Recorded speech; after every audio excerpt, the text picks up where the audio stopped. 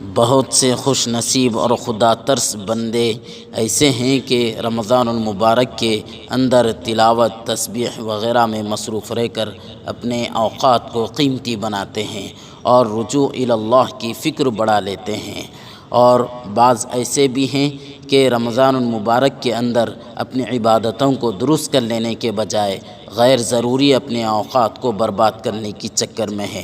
ماہ مبارک کا ایک حصہ گزر جانے کو ہے، مگر بے ڈھنگی چال باقی ہے، تھوڑی سی فکر کر لینے کی ضرورت ہے۔ ہم اور آپ جانتے ہیں کہ نبی رحمت صلی اللہ علیہ وسلم نے رمضان کی برکات سے محروم ہو جانے پر کتنی سخت وعید بیان فرمائی ہے۔ حضرت کعب بن عجرہ رضی اللہ عنہ سے روایت ہے کہ ایک مرتبہ رسول اللہ صلی اللہ علیہ وسلم نے ارشاد فرمایا کہ ممبر کے قریب آ جاؤ، تو ہم لوگ ممبر کے قریب پہنچ گئے۔ پھر آپ صلی اللہ علیہ وسلم نے پہلی سیڑھی پر قدم رکھا اور فرمایا آمین، پھر دوسری سیڑھی پر قدم رکھا اور فرمایا آمین، پھر تیسری سیڑھی پر قدم رکھا اور فرمایا آمین۔ جب آپ صلی اللہ علیہ وسلم خطبے سے فارغ ہو کر نیچے اترے تو ہم نے عرض کیا، اے اللہ کے رسول صلی اللہ علیہ وسلم، آج ہم نے آپ سے ایسی بات سنی جو پہلے کبھی نہیں سنی تھی۔ تو آپ صلی اللہ علیہ وسلم نے فرمایا کہ حضرت جبرائیل علیہ السلام میرے سامنے ظاہر ہوئے تھے۔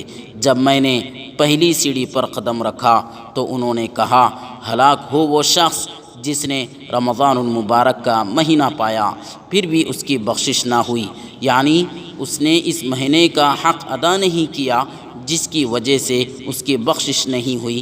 تو میں نے کہا آمین۔ پھر جب میں نے دوسری سیڑھی پر قدم رکھا تو انہوں نے کہا، ہلاک ہو وہ شخص جس کے سامنے آپ کا ذکر مبارک ہو اور وہ آپ صلی اللہ علیہ وسلم پر درود نہ بھیجے۔ تو میں نے کہا آمین۔ پھر میں نے تیسری سیڑھی پر قدم رکھا تو انہوں نے کہا، ہلاک ہو وہ شخص جس کے والدین یا ان دونوں میں سے ایک بڑھاپے کو پہنچ جائے اور والدین کی خدمت نہ کرنے کی وجہ سے وہ اس کو جنت میں داخل نہ کرائے۔ تو میں نے کہا آمین۔ اور ایک حدیث میں ہے کہ جو شخص رمضان المبارک کی برکتوں سے محروم رہا وہی حقیقی محروم اور بد نصیب ہے۔ اور ایک حدیث میں نبی رحمت صلی اللہ علیہ وسلم نے فرمایا کہ جو شخص روزہ رکھ کر بھی فضول کاموں اور جھوٹی باتوں سے نہ بچے تو اللہ تعالیٰ کو اس کے بھوکے پیاسے رہنے کی کوئی پرواہ نہیں ہے۔